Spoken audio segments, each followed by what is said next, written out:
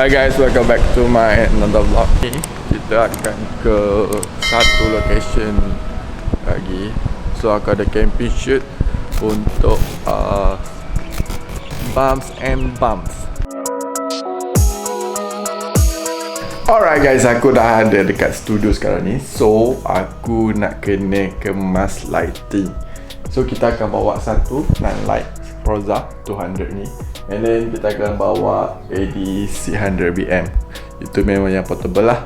And kita akan bawa juga a few extension and 2 biji modifier. Maybe aku akan pakai satu otak, and satu lagi aku akan bawa ni.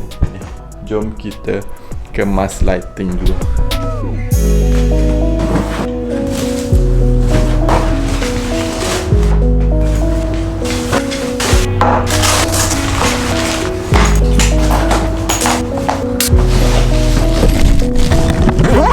Sama ada noise lah, resistor yang terbaik kita ada.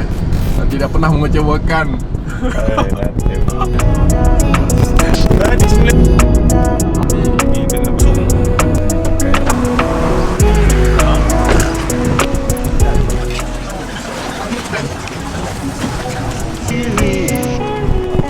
Ini